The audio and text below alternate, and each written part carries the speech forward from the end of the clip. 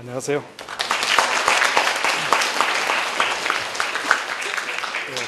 방금 잘 들려요? 네. 방금 소개를 받은 포항공대 김강태입니다.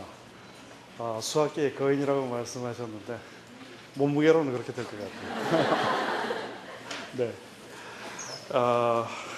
오늘 말씀드릴 그 강의는 네 부분으로 구성되어 있고요. 짤막한 네 부분이 2시간 강의를 구성하게 되겠습니다. 네 부분으로 구성되어 있고 구성 중간에 음악이 있을 예정입니다.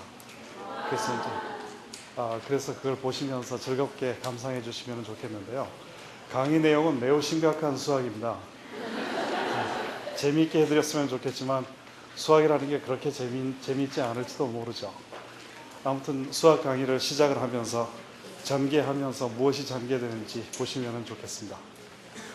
자, 그러면 제목부터 먼저 말씀드릴까요? 여기 밑에 지금 아르스 마그나 콘체르토라고 쓰여 있는데 아르스 마그나는 위대한 기술, 위대한 예술 이렇게 번역될 수 있는 것이고 조르라모 카르다노라는 옛날에 취미로 수학을 했으면서 3차 방정식의 답을 만들어냈던 카르단스 포뮬라의 카르다노가 사용했던 책 제목이에요. 아르스 마그나가. 그래서 이제 처음부터 예술인 것 같으면서 수학인 것 같으면서 이제 애매하게 시작을 하고 있습니다. 수학의 역사에 2300년 정도가 약간 넘는 역사를 오늘 훑어보게 될 텐데요. 어디에서 시작을 하는지 한번 가볼까요? 자, 수학이 어디에서 시작되느냐 하는 것이 첫 번째 꼭지입니다. 제가 저쪽에다가 현대 수학의 시작이라고 말씀드렸으니까 현대에서 출발을 해야 되겠죠. 현대에서도 출발하겠습니다. 기원전 300년요. 기원전 300년요. 이때 수학이 엄청나게 많이 있었어요. 이미. 잘 아시죠? 수학의 역사에서는 많이 들었으니까. 2300년 전에 플라톤이라는 분이 여기에 계신 이분인데요. 플라톤이라는 분이 대학원을 운영을 하고 계셨어요. 그 대학원의 모습이 지금 비춰져 있는 저 거창하게 만들어 놓은 건데 어느 나라든지 자기네 나라의 과거는 거창하게 포장하고 싶으니까 그리스 사람들이 저걸 멋지게 그려가지고 상상화를 그려놨는데요. 혹시 그리스에 가실 기회가 있는 분들이 저걸 찾아가시면 없습니다. 이게 이제 플라톤의 학당이고요. 이게 이제 철학자들, 수학자들이 모여있는 그 학당이고 거기에서 아마 이 가운데 괴상한 모습을 하고 있는 게 요새 저는 그렇게 괴상하지 않죠. 부덕근 교수님도 그렇고. 그렇지만 이제 수학자들의 내면은 저렇게 생겼을지도 모르죠. 저게 이제 대학원의 모습인데요. 역사가들에 의하면 저 대학원으로 들어가기 위해서 관심을 가진 모든 사람들한테 겁을 주는 문장이 여기 있는데 우리말로 번역을 하면 이와 같이 기하학을 알지 못하는 이는 이 문으로 들어오지 못하게 하라. 이런 구절이 쓰여 있었다고 해요. 이 구절은 특히 수학 그리고 저처럼 기하학을 전공하는 사람한테는 아주 편리하게 써먹을 수 있는 게 별로 그렇게 수학을 잘 모르는 듯이 약간 공포감을 가지고 있는 사람한테 완전한 공포감을 주어서 수학자를 굉장히 존경하게, 기하학자를 굉장히 존경하게 만들기 위해서 윽박지르는 그런 용도로 많이 사용하고 있는 그런 언어예요. 그 캐치프레이즈예요. 기하학을 모르는 자는 들어오지 못한다. 근데 그렇게 쓰면 매우 정직하지 않습니다. 왜냐하면 저 말이 그런 뜻이 아니거든요. 그래서 이 말이 무슨 뜻인지를 지금부터 이해해 보도록 합시다. 기원전 400년 전 이전에요. 이 현대 수학이 있기 전에 이때는 그 당시에 문화적으로 가장 위대하고요. 화려한 도시를 가지고 있고 힘이 강했던 나라는 이집트예요. 이집트는 낙타나 몇 개 있고 스핑크스나 몇 개 있고 피라미드 있고 그리고 사막밖에 없는 미개한 나라라고 생각하시면은 그러면 역사가 이해가 되질 않아요. 역사를 이해하실 수가 없습니다. 그렇게 이해하시면 안 돼요. 요즘 미국 같은 나라예요. 가장 발전되어 있고 의학이든 뭐든 천문학이든 가장 발전된 나라가 이집트였다고 생각을 하셔야 역사가 이해가 돼요. 이 중에 크리스천도 많이 계실 텐데 성경을 보시면은 성경의 그 주요 그 패밀리, 그 가족이 잘 살다가 문제가 생기면은 그런 문제가 생겼으니까 먹고 살기 위해서 강대한 나라로 옮겨가지고 거기에서 먹고 살 길을 해결을 하려고 노력하는데 그게 이집트예요. 그리고 또 거기에서 탈출해서 나와가지고 나라를 세우려고 하는 게 그게 이집트죠. 출애굽기라고 쓰여 있는 애굽이 이집트죠. 이집트는 그렇게 강대한 나라였어요. 그걸 먼저 생각을 하셔야 이제 역사가 풀리기 시작해요. 역사의 이해가. 좋습니다. 그래서 400년 이전에 이제 각종 그 기술들을 연마를 하는데요. 그 기술 중에 어떤 게 있는가 하면 커다란 기념탑을 세우는 거예요. 기념탑 세우면 돌멩이 쌓으면 된다고 생각하니까 그거야 뭐 망치 좀 들고 가서 열심히 하면 되잖아. 이렇게 생각하시는 분은 학생들을 모아놓고 장난감을 이렇게 쌓아 올릴 때 한 20개 정도 쌓아 올려 보세요. 잘 되나? 이 블록을 쌓아도 20개만 쌓아 올리면 무너지기 직전이거든요. 그렇죠? 굉장히 어렵습니다. 높은 걸 쌓아 올리면은 이게 강체라고 생각했는데 돌이라고 생각했는데 이게 밧줄처럼 흔들려요. 심하게 얘기를 하면. 그래서 거기에 정확한 수학이 있어야만 쌓아 올릴 수가 있었어요. 그런 것도 기념탑 쌓는 데도 상당한 기술이 필요하고요. 스핑크스나 피라미드나 신전 같은 거는 느낌을 또 그걸 이제 느낌을 줘야 돼요. 사람들한테. 사람이 오면은 압도가 되어야 돈을 내놓고 납작 엎드릴 생각이 들지. 그 앞에 갔는데 신전이라는 게 무슨 뭐 장난감 같고 쓰레기장 같고 그러면은 거기에 가가지고 그 머리를 조아릴 생각이 들겠어요. 그러니까 엄청나게 만들어야 되죠. 그런 데에는 수학뿐만이 아니라 예술도 같이 가미돼요. 겁을 줘야 되니까요. 겁을 주고 잠시 후에는 아름답다 이런 기분도 들어야 되고 사람의 오욕칠장을 자극을 해야 되기 때문에 엄청난 수학과 엄청난 학문이 필요했던 것입니다. 그런 것들을 할 수 있는 게 이집트였어요. 그거 외에도 엄청난 왕궁을 짓고요. 그 다음에 천문기상관측 잘해야 돼요. 기상청장 곤욕 치르죠. 오늘도 제가 폭설에 막혀가지고 굉장히 힘들었는데 겨우겨우 시간에 돼서 왔어요. 3시간 일찍 올 계획이었는데 어떻게 하다 보니까 아슬아슬하게 도착했습니다. 그런 것처럼 기상 예측이 잘 되지 않으면 그 당시에도 왕권이 위험할 정도예요. 그런 것도 있고요. 그 다음에 세금 어떻게 매기느냐. 잘못 매기면 난리 나겠죠. 나일강이 범람을 할 때 이전에 지적도를 가지고 와서 다시 땅을 재분배를 해야 되는데 그때 정확하게 재야 되죠. 그래서 지금도 영어에 다스린다는 말이 자로 잰다는 말하고 같은 말이에요. rule. 그죠? 지금도 그런 흔적이 다 남아 있습니다. 사방에. 수학의 흔적은요. 정말 사방에 아무 데나 다 남아 있어요. 그 다음에 그게 이제 지배 계층이 굉장히 중요한 학문이기 때문에 그걸 잘 공부를 시키고 그걸 잘 공부한 사람을 왕국에다가 두고요. 그리고 계속 교육을 시켜가지고 대대손손 그런 사람이 나타나게 만드는 것이 굉장히 중요했습니다. 그래서 이집트가 찬란한 문화를 꽃피우다가 어느 날 갑자기 이집트보다 더 동쪽에서 나타난 어떤 사나이가 이끄는 군대에 의해서 점령을 당하죠. 그게 마케도니아의 알렉산더 대왕이에요. 알렉산더 대왕이 등장을 해가지고 이집트를 점령을 다 가고 나서 자기는 일찍 죽었지만 그 뒤에 따라온 사람들이 프톨레마이오스 왕조를 세우죠. 그리스 왕조가 들어서게 됩니다. 그러면서 대대손손 거기를 다스리기 위해서 뭘 만드는가 하면은 대학을 만들어요. 그래서 지금 알려지기를 알렉산드리아 도서관이라고 알려져 있는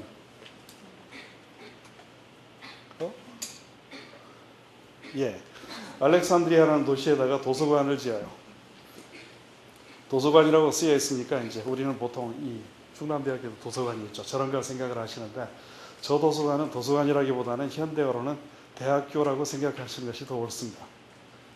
알렉산드리아는 아름다운 곳이에요. 2300년 전 얘기하다가 여기 자동차가 있으니까 약간 당혹스럽긴 한데 이게 알렉산드리아로 들어가는 톨게이트예요. 지금 현대 톨게이트요. 밑에 있는 것도요. 현대 휴양지로서 해양 스포츠를 즐기고요. 사람들이 지중해 굉장히 아름다운 도시예요. 아프리카에. 그런 곳이 알렉산드리아인데 거기에다가 이제 도서관을 짓습니다. 이 거도서관의 영화로움은 이런 말로 다 할 수 없었는데 현대에 와가지고 이집트가 좀 먹고 살만하고 다시 회복이 되니까 이집트에서 여기에다가 거대한 대학교를 다시 지으면서 이름을 비블리오테카 알렉산드리나라는 이름을 붙여가지고 새로 지었어요. 2002년에요. 8년밖에 안 되었어요. 이 건물은요, 그 중에 도서관인데요. 그 중에도 도서관인데, 이게 지붕이에요. 풀장이 아니고요. 지붕에다가 더운 곳이니까 물을 채워가지고 건물 전체를 시원하게 하는 이제 그런 식으로 초현대 건물을 여기다 지어 놓았습니다. 이게 2300년 전에는요, 이렇게 생겼다는 게 이제 상상도예요. 기록에 남아있는. 자, 잠시 감상을 해보실까요? 뭐 기둥은 지붕을 떠받쳐야 되니까 그렇고. 이쪽에 여기에 있는 이 동그란 게 파피루스로 돌돌 말린 책이에요. 요새식으로 하면. 저거 하나 말아놓은 게 이제 이론이 되겠죠. 거기에서 사서 아저씨인가 아줌마인가 사서께서 지금 두루마리를 고르고 계십니다. 여기 밑에서는 이제 여기야 저기야 뭐 가르쳐 주는 것 같고요. 여기에 조교가 있는 것 같은데요. 두루마리를 가지고 아주 애써서 날라오고 있습니다. 이쪽에는 교수님이 계신데 이제 아주 편안하게 앉아가지고 두루마리 읽고 계시네요. 요새랑 별로 안 다른 것 같습니다. 그죠? 요새는 바뀌었습니까? 교수가 날라다주고, 예. 사실은 저도 그런데 어떻게 돌아가서 포항공대에서 상황을 좀 바꿔볼까 생각 중입니다. 자, 그게 이제 알렉산드리아 도서관의 상상도예요. 이미지너리 픽처인데, 이렇게 이제 이론을 공부를 하는데 당시에 이론이 얼마나 있었을 것 같습니까? 그 당시에 알렉산드리아 도서관에 학자가 한 명, 그리스 출신 학자가 있었는데 그 학자의 이름이 유클리드예요. 출생 연도가 예수님보다 300년 먼저 나셨네요. 300 BC에 태어나셨는데 이분이 이제 혼자 생각을 하시기를 우와 이게 수학이야 이걸 배워야 된단 말이야. 공식을 넣은 거대한 보따리가 등장을 하는 거예요. 그죠? 155개 정도의 공식을 넣은 거대한 보따리가 등장을 하는 거예요. 공식 하나가 이론이에요. 그 이론을 가지고 신전을 지을 때도 쓰고요. 또 다른 이론을 가지고 다리를 놓을 때도 쓰고 또 다른 이론을 가지고 뭐 뱀독을 풀어서 약을 만들 때도 쓰고 뭐 등등 이제 그런 것들이 이 보따리가 수학이에요. 이걸 머릿속에 집어넣으려고 그러니까 얼른 크기를 비교해도 이게 좀 그래서 이제 여기 만화가 저 큰 보따리를 다 배워서 머릿속에 넣어야 된단 말이야. 이제 이런 생각을 하게 되죠. 자, 유클리드가 이제 그걸 보면서 무슨 생각을 하는가 하면 당시에 그리스 철학이 학문 전체에 영향을 미치기 시작해요. 잠시 이건 머릿속에다가 두고 그리스 철학을 생각해 보실까요? 그리스 철학 중에 제가 어릴 때 이런 얘기를 들으면 항상 그 마음속에 불쾌했던 것 중에 하나가 뭔가 하면 그리스 철학에 유명한 사람 이름이 등장을 하면서 우주는 세 가지로 이루어져 있다. 탈레스 같으면 모든 건 물이다. 뭐 만물은 5가지로 이루어져 있다. 5원 소설, 3원 소설, 4원 소설 뭐 이런 게 이제 등장을 하고 그게 굉장히 유명하대요. 달랑 그거밖에 없잖아요, 교과서에. 그죠? 제가 그걸 보면서 아니 그걸 가지고 유명해진단 말이야. 나는 그러면 좀 다른 원소설을 6원 소설을 주장하면 안 될까요? 그랬다가 선생님이 그런 쓸데없는 생각하지 말고 공부해. 야단 맞았던 기억이 납니다. 그런 게 뭐예요? 그게 뭔가 하면은 세상에 복잡다단한 것, 삼라만상은 정말 삼라만상이죠. 너무나 많습니다. 이해해야 될 게. 워낙 많아서 다 이해를 하기 어려우니까 좀 단순화시켜가지고 그것의 원리가 되는 가장 깊이 있는 것을 이해를 하고 나머지는 그걸 통해서 전부 다 새롭게 이해할 수 없을까라는 생각을 했던 사람들이 그리스 사람들이에요. 당시에. 그러니까 그 당시까지 거의 5,000년에 가까운 시간 동안 5,000년은 너무 지나치게 뻥튀기였습니다. 3,000년 정도 가까운 시간 동안 갖추어졌던 그 지식들이요. 알렉산드리아 도서관에 들어있는 이런 지식들 포함해가지고 세상에 있는 많은 것을 가능하면 단순하게 정리를 했으면 좋겠다는 생각을 해가지고 그걸 155개 이론으로 줄였으니까 굉장히 잘한 거죠. 정말 뛰어나죠. 근데 그것도 많다는 거예요. 그리스 사람들 생각에. 그래서 유클리드가 이걸 열심히 공부를 하고 공부 안 한 거 아니에요. 유클리드가 이걸 다 공부를 하고 머릿속에 집어넣고 나서 생각하기를 그걸 5개로 요약할 수 있다는 생각을 해요. 달랑 5개로요. 자, 그 5개를 한번 되짚어 볼까요? 거기에 뭐를 얘기를 하는가 하면은 두 점을 잇는 직선은 하나밖에 없다. 두 점이 있으면 그걸 지나가는 직선은 하나밖에 없다. 뭐 반대 의견 있습니까? 없습니까? 잠시 후에 제가 반대하겠습니다. 반대 의견 없습니다. 그 다음에는 선분이 두 개가 있으면 한 선분에다가 두 번째 선분을 이어가지고 두 개 합한 만큼 길이가 되도록 선분을 길게 연장할 수 있다. 반대하시는 분 없어요? 그러니까 사람들이 이런 거에 대해서 반대하기가 굉장히 힘들어요. 그러니까 그건 이론이라고 부르지를 않고 그건 누구나 다 인정하는 원래부터 있던 거다. 그래서 공리라고 이름을 붙여요. 액션이라는 게 그런 뜻이에요. 공리라는 게. 세 번째는요, 원이라는 것이 존재한다. 다시 말해서 한 점에다가 선분을 이어놓고 한 끝만 고정하고 다른 끝을 마음대로 움직이게 하면 생겨나는 도형, 원이 존재한다. 요새 같으면 원판이라고 주장하는 사람하고 원이라는 사람하고 죽을 둥살둥 싸워야 될 것 같습니다만 하여튼 그때는 그게 원이었어요. 네 번째는요, 직각을 그려놓으면 직각은 어디에서나 같다. 이게 이제 네 번째예요. 네 가지 올 때까지는 사람들이 쥐 죽은 듯이 조용하다가 다섯 번째가 유명한 평행선의 공리예요. 많이 들어보셨죠? 한 직선이 있고 직선 밖에 한 점이 있으면 그 점을 지나면서 원래 직선과 만나지 않는 무한히 연장되는 직선이 있다. 그게 이제 평행선이라는 말이에요. 그건 좀 복잡하고 그건 그런가? 뭐 이런 생각이 들잖아요. 어쨌든 뭐 그 의문은 그거라고 치더라도 그 다섯 개를 가지고 유클리드가 이 보따리를 재생할 수 있다는 거예요. 이 보따리로부터 요새식으로 얘기를 하면 공통점 찾기를 통해서 다섯 개의 공리를 추출해내고요. 추출한 걸 논리만 사용을 해가지고요. 아리스토텔레스로부터 시작된 논리만 사용을 해가지고 155개의 정리를 다시 만들어내요. 보따리가 재생되었습니다. 보따리에서 다섯 개가 나왔다가 보따리가 재생되었습니다. 충청도식으로 얘기해서 뭐 들라고 그런 짓을 하죠? 삽질 아닌가요? 처음에 155개 놔둬도 되는데 줄였다가 다시 만들어내고 이게 무슨 짓이에요? 하여튼 그렇게 그 삽질을 잠시 한 다음에 그 다음에는 어떻게 되는가 하면은 유클리드가 같은 방법으로 그 당시에 알려져 있지 않았던 450여 개에 가까운 새로운 정리를 만들어내요. 놀랍게도. 이게 수학 연구뿐만이 아니라 모든 과학 연구의 기본 패러디즘이에요. 이게. 그래서 현대 수학이 이때 시작돼요. 상당히 오래전이죠. 이때 시작돼요. 그래서 알려진 사실로부터 원리를 추출해내고요. 원리로부터 이걸 재생하는 것을 확인한 다음 그 다음에 재생되는 것뿐만 아니라 새로 생겨나는 새로운 원리를 찾아낸다. 이게 현대 연구자들이 사용하는 방법이에요. 모든 분야에서 다 이렇게 해요. 어느 분야를 막론하고요.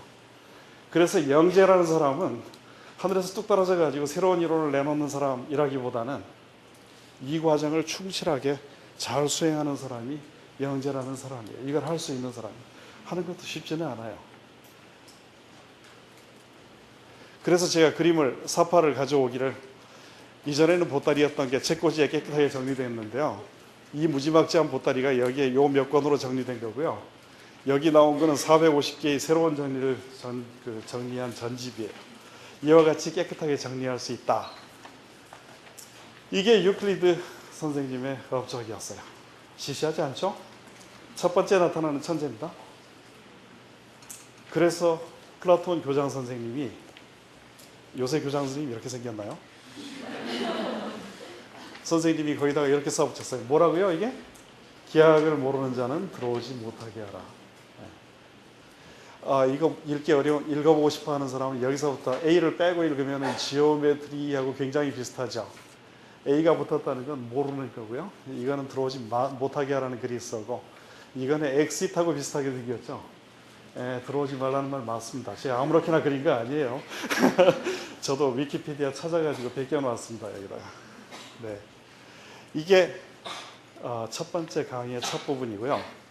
이제부터 우리 연주자들께서 올라와서 첫 번째 피스를 들려주시겠습니다. 한예종에서 오신 분들이고요. 최선아 씨를 비롯해서 세 분이 연주를 하시겠는데요. 우리 이렇게 생각하시고 들으시면 좋겠습니다. 곡에 대해서는 저쪽에서 말씀을 하시겠고요. 수학이라는 것도, 수학이론과 흐름, 역사도 인간의 역사와 인간의 생각의 흐름하고 상당히 공존하는 그거의 한 부분이죠. 예술도 그렇습니다. 그런데 얘기를 해보면 해볼수록요, 예술의 발전하고 수학의 발전하고 얼마나 같이 공존하고 같이 움직여서 평행하게 움직이는지 저 자신 놀라고 있습니다, 배우면서. 자, 음악을 통해서 한번 느껴보시기로 하죠.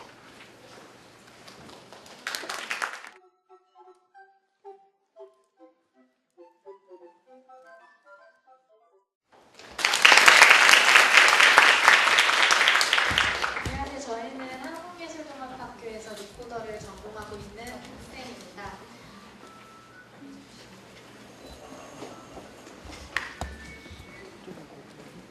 앞서 강의해주신 김강태 교수님께서는 한국예술종합학교와 포항대의 교육협정으로 인하여 수업을 2008년부터 1년에 한 번씩 한국예술종합학교에서 해주시고 계십니다. 솔직히 저희처럼 음악을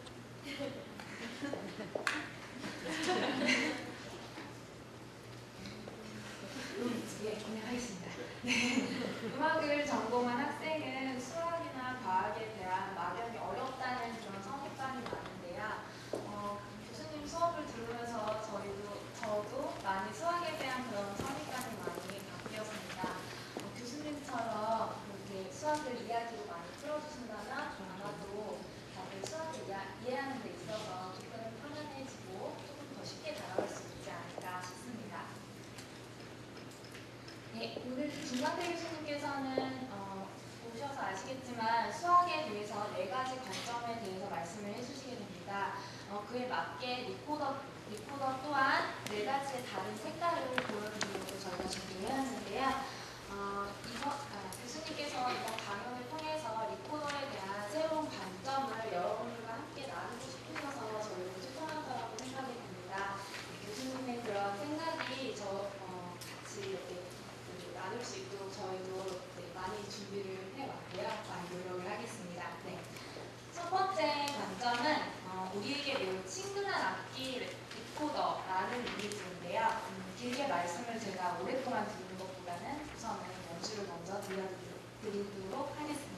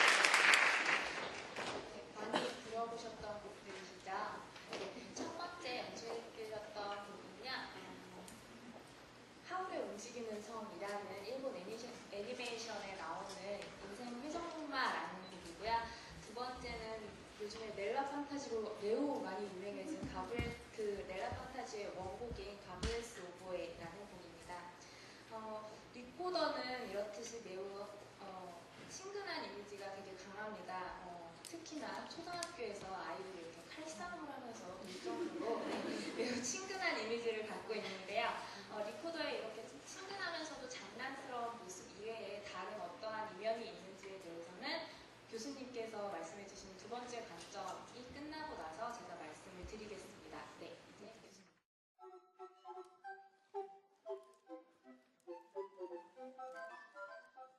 잘 들으셨어요? 대단하죠? 예, 저도 아주.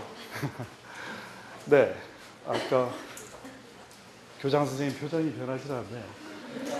그래서 퇴진시키겠습니다. 네, 제 2장으로 들어갈게요.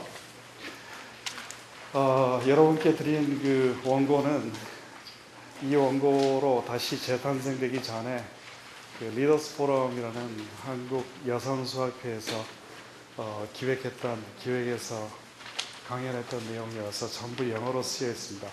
그분들이 영어를 특별히 좋아하는 건 아닌 것 같고요. 다만 제가 재직하고 있는 포항국가대학교에서 세종대왕께서 입지가 굉장히 좁아지셔가지고 영어 전용 강의를 계속 실시를 하고 있습니다. 저로서는 별로 이상한 일이 아닌 게 교수 생활을 시작한 게 미국에서 시작을 했으니까 그렇기는 한데 그래도 서글프네요. 한국 사람인데. 그래서 이제 그 다음에 제가 컴퓨터 조작하는 거를 저보다 훨씬 컴퓨터를 조작 잘하는 제 둘째 아들한테 부탁을 해가지고 한글로 바꾸어서 지금 가지고 나왔으니까 여기하고 좀 다릅니다. 제 게으름 때문에 그렇게 된 것이니까 양해해 주시기 바랍니다. 자, 두 번째 이제 관점이 변화하기 시작합니다.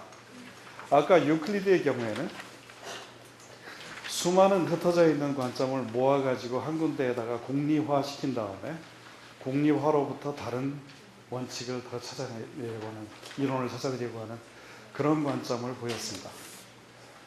그렇게 해가지고 오랫동안 연구가 진행되었어요. 그래서 저기에 long time인데 long이 굉장히 길죠. 정말 깁니다. 저 세월이 끝나는 시점까지 약 1900년의 세월이 흐릅니다. 1900년이요. 세월이 흐르는 동안에 연구를 계속하는데 수학자들이 뭘 연구를 하는가 하면 유클리드 기하학에서 합동과 강체 운동에 대해서 생각을 합니다. 합동이라는 건 두 개가 두 기하학적인 대상이 완전히 같다라는 말이고요. 완전히 같다라는 말이고 어떤 의미에서 같다고 얘기를 해야 되냐라는 것을 이해를 해야 돼요. 어떤 의미에서 같은가 하면 강체 운동이라는 말은요.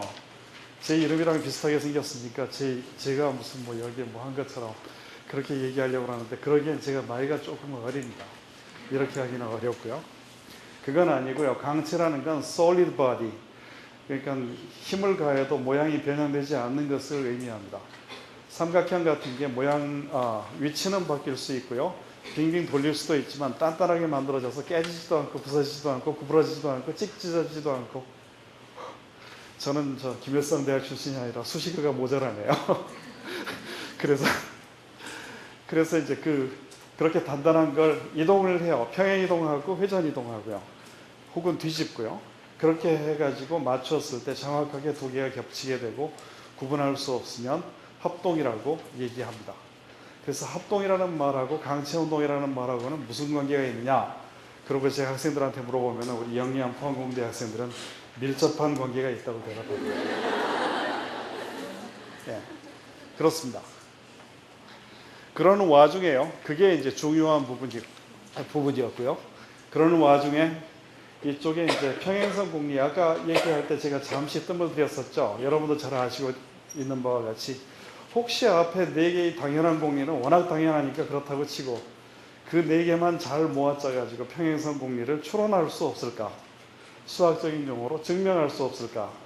라는 생각을 해가지고 많은 사람들이 노력을 하죠.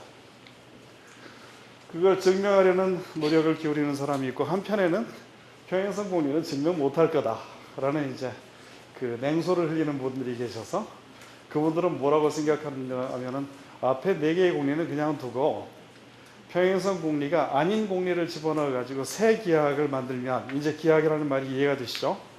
새 기하학을 만들면 그 새 기하학 속에 자체 모순이 없도록 그렇게 새 공리를 만들어 가지고 다섯 번째 공리를 바꿀 수 있느냐라는 질문을 해요. 그게 비유클리드 기하학이라는 거예요. 이름 때문에요. 이름을 좀 잘못 붙이긴 했어요, 학자들이. 이름 때문에 많은 분들이 기하학은 유클리드 기하학과 비유클리드 기하학으로 나뉜다 이렇게 말씀을 하시는데, 그것도 저것도 아닌 다른 기하학도 있습니다. 그러니까 이게 오해하시면 안 돼요. 이름이 잘못 붙어서 그러니까. 앞에 네 가지 당연하다고 생각되었던 게 당연하지 않을지도 모르잖아요. 그쪽이 부정되는 기하학이 있으며 그런 기하학은 유클리드 기하도 아니고 비유클리드 기하도 아닌 다른 기하학이에요. 오케이? 영재를 가르치신 분들이 영재를 잘못 가르쳐서 오면 이제 영재를 받아들이는 저희 포항공대 같은 데서는 들어온 학생들한테 처음부터 새로 가르쳐야 되니까 이게 유치원부터 새로 보내야 되나 이제 이런 생각을 하게 되거든요. 제가 한마디 해도 됩니다. 또 다른 기하학이 있어요. 없는 게 아니고요. 이런 걸 이제 무지무지하게 오랫동안 연구해 왔어요. 그렇게 태평성대가 계속되고 있으면 언젠가는 반란이 일어나기 마련이죠. 1630년경에 데카르트라는 천재가 등장을 해요. 파리 중심가에 가면은요, 제5구역이라고 생각되는데, 파리 제 중심가에 가면은 노트르담 성당에서 그렇게 멀지 않은 곳에 르네 데카르트 유니버시티가 있어요. 그 대학은 주로 철학을 주로 하고 인문학을 주로 하고 수학은 거의 하지 않습니다. 그렇지만 아무튼 그런 대학이 하나 있는데요. 그 이름을 딴 데카르트는 무슨 얘기를 하는가 하면은, 이거 이제까지 연구해온 수학은 수학이 아니다.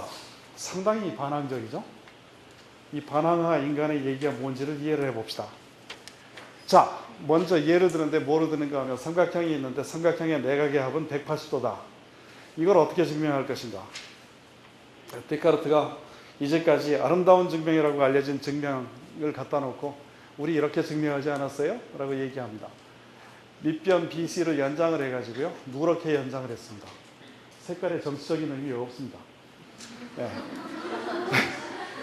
그 다음에 이 점으로부터요, 이 변하고 평행인 빨간 선을 그립니다. 이쪽에다가. 그렇게 그리면은 유클리드 공리에 의해서 이 각은요, A라는 각은 여기에 A에 점을 찍어 놓은 A 프라임드하고 같고요, 각이 엇각으로서 같고, 이건 동위각으로서 B하고 B 프라임드가 같아요. 따라서 A하고 B하고 C를 더한 것은 결국은 평각이 되어서 180도가 된다. 이렇게 이제 배웠죠. 저도 그렇게 배웠고요. 와, 어떤 천재가 이런 생각을 했을까? 라고 생각을 했는데, 데카르트라는 사람은 뭐라고 얘기를 하는가 하면, 그건 굉장히 운 좋게 한 거라는 거예요. 보조선을 저기다 저렇게 그려야 되는지 어떻게 하냐고요. 에? 보조선 여기다 그려야 되는지 그걸 어떻게 알아요? 당위성이 없지 않느냐.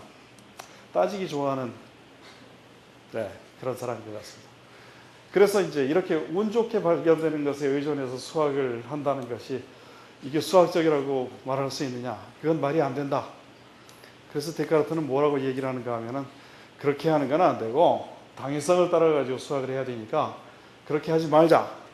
그래서 모든 기하학 문제는 좌표를 동원을 해가지고, 좌표에가 데카르트 좌표 자기 이름이 붙어 있어요. 미국의 영향 때문에 데카르트가 단어가 두 개거든요. BS 복수를 나타내는 관사가 있고요, 프렌치에. 카르테스, 그러니까 카르트라고 붙은 그 뒤에 그가 종이죠. 책이죠. 데카르트. 그래서 그걸 떼버리고 카르테지안 코디네이터라고 불러요. 카르테만 남겨가지고. 영어로도. 그렇지만 데카르트의 이름이에요. 이게 종이 조각이 아니고요. 이름이 교묘하게 종이 위에다가 그리는 좌표 이름을 가지고 있긴 하지만 하여튼 뭐 그렇습니다.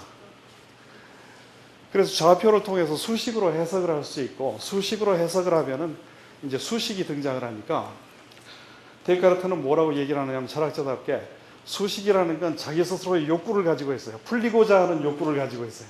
수식이라는 건. 그러니까 우리 수학자라는 사람들은 그 욕구를 달래주기 위해서 풀리게 도와줘요. 그래서 도와주면은 그 다음에 다른 수식이 등장해요. 삽질이죠. 수식에서 시작해서 삽질. 예, 아무래도 삽질의 역사인 것 같습니다. 수학의 역사가. 그런데 새 수식이 등장했을 때 수학자들은 그때 포도주 코르크를 따고 축배를 들러가요. 아, 성공했다. 이게 무슨 짓입니까? 그 새로 등장한 수식을 다시 번역을 해가지고요, 좌표를 제거하고 나면 원래 풀고자 하는 문제의 결론에 도달한다 라는 게 데카르트의 생각이에요. 자, 도표를 한번 볼까요?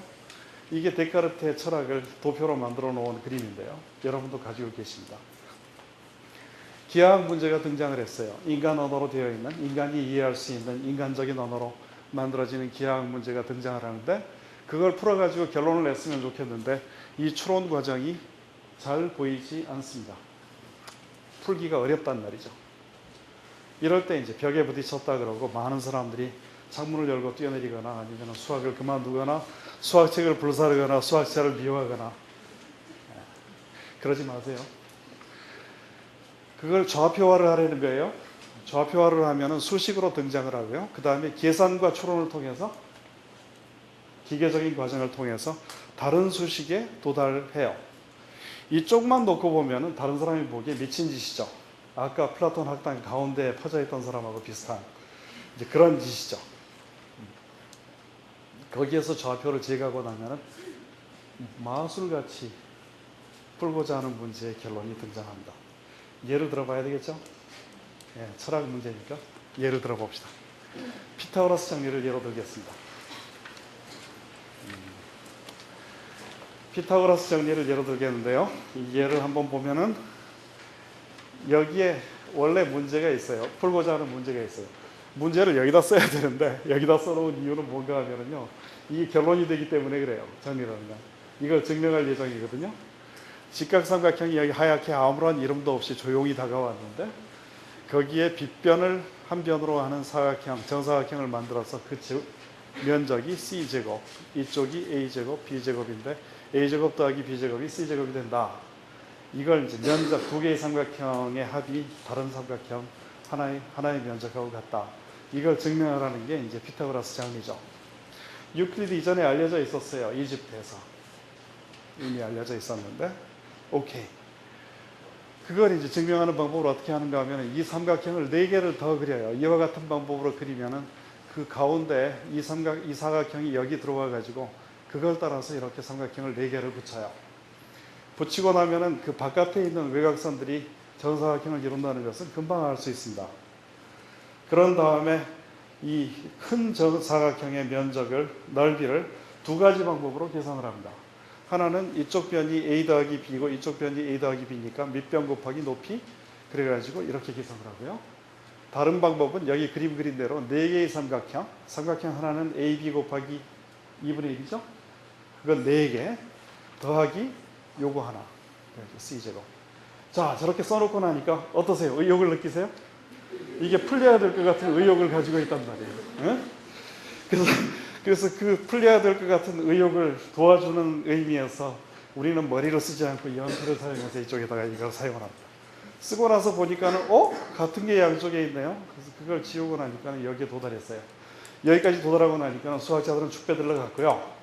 저 같은 사람이 등장을 해가지고 이게 무슨 뜻인지 여러분들한테 번역을 해서 가르쳐주고 있습니다. 이게 데카르트의 생각이에요. 그래서 모든 것은 수식으로 바꾸자. 수식으로 바꾼 다음에는 수식이 풀리고자 하는 그 의욕을 고취시켜주자. 시켜준 다음에는 번역해가지고 우리가 알고자 하는 결론을 찾아낸다. 라고 생각하는 것이 그게 데카르트의 철학이에요. 혁명적이죠. 이렇게 해서 이제 생각이 한번 다시 바뀌게 됩니다. 이런 생각이 1600년, 그러니까 상당히 옛날같이 보이는데 조금 전에는 2300년 전이었어요. 1900년 그 사이가 있다고요. 그 사이에 무슨 일이 일어났고 그 이후에 무슨 일이 일어났는지 잠시 생각을 해볼까요? 그 이후에는 미적분학이 생겨났는데요. 라이프니츠하고 뉴턴 두 사람이 대표 선수로 등장을 하는데 다른 사람도 많습니다. 그런데 그런 사람들이 등장을 했고요. 그 다음에 미분과 도함수니, 3분의 운동이니, 원시함수니, 뭐 이런 계산이니 이런 것들이 등장을 했어요. 그런데 그것 말고요, 부피나 넓이를 구하는 정적분은 언제 생겨났는지 생각해 보시면은 2400년 전에 생겨났어요. 기원전 400년경에요. 로마 제국의 멸망당한 시라쿠스에 살았던 2300년 전, 2200년 전이네요. 아르키메데스에 의해서 만들어졌는데요. 그러니까 정적분하고 부정적분 사이, 부정적분은 라이프니츠 뉴턴에 의해서 생겨났고요. 원시함수라는 건. 정적분은 아르키메데스에서 생겨났으니까 두 사람 사이의 간격이 2000년이 돼요. 양쪽 사이. 수학 참 천천히 발전하죠. 미적분학은 왜 얘기했을까요? 갑자기 데카르테스 다 끝냈으면 좋았는데. 이제 와가지고 유클리드보다는 좀 더 복잡한 걸 설명하고 싶습니다. 그러려면 계산에다가 한 가지 중요한 재료를 더 섞으려고 해요. 그게 미적분학이에요. 미적분학을 섞으면 뭐를 할 수 있나 이런 생각을 하게 되는데 아직도 영어로 남아있는 걸 그냥 사용합시다. 기하학 문제가 등장하는데 이번에는 곡선도 등장하고 국면도 등장하고 훨씬 복잡한 대상이 등장을 합니다. 그런 것도 수식으로 바꿀 수 있을까요? 바꿀 수 있다는 게 그 앞에서 사람들이 열심히 노력해서 미적분학을 만들었던 사람들의 얘기예요. 그러고 나면은 다시 이번에는 조금 전에 얘기했듯이 얘네들이 이제 계산되고 싶어하는 욕구를 느껴요. 그럼 그 욕구를 도와주는 의미에서 수학자들이 도와주는데 이번에는 calculus, 미적분학이라고 하는 막강한 도구를 가지고 와서 아이들의 머리를 어지럽히면서 그러면서 이제 계산을 도와줘요. 계산을 도와주면 다시 수식에 도달해요. 그럼 수학자들은 뭐를 한다고요? 와인병을 따라가요. 그리고 저 같은 사람은 남아가지고 충실히 설명을 해가지고 원하던 게 무엇이었는지 사람 언어로 다시 설명을 합니다. 데카르트의 철학은 마찬가지고요. 거기에다가 기법을 더해가지고 훨씬 복잡한 걸 설명하는 거죠. 얼마나 복잡한 걸 설명하는지 알고 싶으시는 분들도 계세요. 여기에 모인 분들은 괴상한 분들이라 눈이 초롱초롱 빛나는 거 보니까 저한테 지금 중독이 되셨는지 알고 싶어 하시는 것 같은데 오케이, 그럼 보여드리겠습니다. 제가 아주 좋아하는, 저 양반은 저를 몰라요. 저는 알지만 남현지 선수예요. 펜싱 여자 선수. 제가 굉장히 좋아하는 이유는 키도 작다를 만한 작은 고추 같은 이런 젊은이에요. 저한테는 젊어요. 이 사람이 번개같이 움직이면서 세계 랭킹 1위 검객도 했다가 지금 세계 랭킹 2위죠. 그렇지만 뭐 1위나 2위나 엄청납니다. 포항공대는 28위를 했다고 지금 방방 뜨고 있는데 이분은 2등이에요. 2등. 좋습니다. 세계 2등. 남현지 선수가 여기 이렇게 서 있다가요. 번개같이 한 스텝 옮겨서 여기에 이렇게 옮겨왔다가 왼발을 크게 내딛으면서 칼이 여기에 있습니다. 이분은 뭐 그러면서 얼떨떨하고 있어요. 이쪽에. 찔리기 직전입니다. 금방 이제 남현지 선수가 스코어를 하는데요. 기가 막히죠? 이 역동적인 모션을 계산을 통해 가지고 재현하고자 하는 인물들이 제 주변에 많아요. 된다고 생각하세요? 자, 우리 연주를 듣고 이 다음번에 계속 설명을 하도록 하겠습니다. 자, 우리 예술가들이 나오셔서 잠시 연주를 들려드리겠습니다.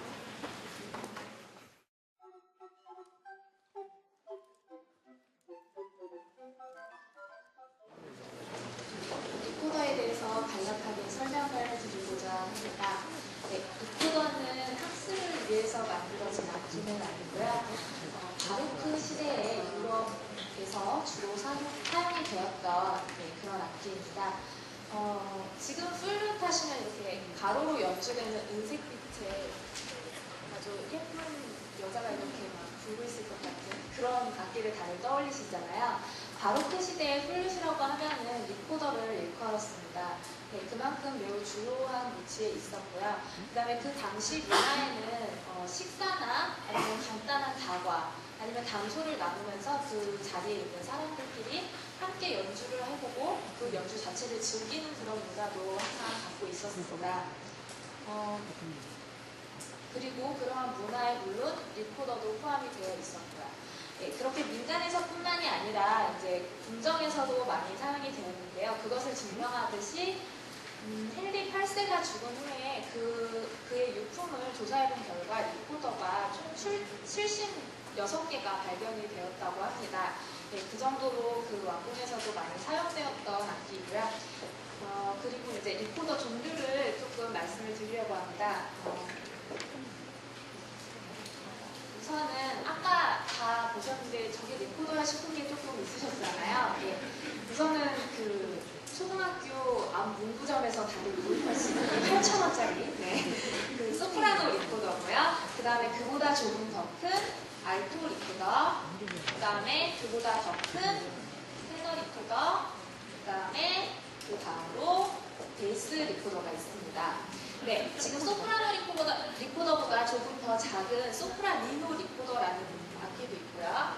네, 잠시만요. 네. 그다음에 소프라니노 리코더보다 작은 클라리넷 소프라니노라는 악기도 있는데요. 그건 오늘 준비를 해오지 못했는데요. 손에 딱 올려놓으면 딱 손 크기만 해요. 제 손 크기만 해요. 네. 연주를 거의 할 수가 없습니다. 네, 손 큰 사람들은 사실 소프라니노부터 약간의 한계를 느끼고요. 네, 그리고 이제 베이스보다 더 큰 콘트라 베이스, 그레이트 베이스, 그 다음에 슈퍼 콘트라 베이스까지 매우 다양한 악기가 있는데요. 슈퍼 콘트라 베이스 같은 경우에는 그 길이가 성인 남성의 키를 매우 훌쩍 뛰어넘는 2m 70 정도가 됩니다. 예, 그래서 사람의 키로 이렇게 불기에는 역부족이라서 지금 보이는 베이스처럼 이렇게 호스를 내려가지고 키에 맞게 키에 맞게 그 호스를 조절을 해서 연주를 하게 됩니다. 제가 리코더에 대해서 간략하게 설명을 드렸으니까 그 시대의 연주 방식을 말씀드리기 위해서 제가 또 짤막하게 한 곡 들려드리겠습니다.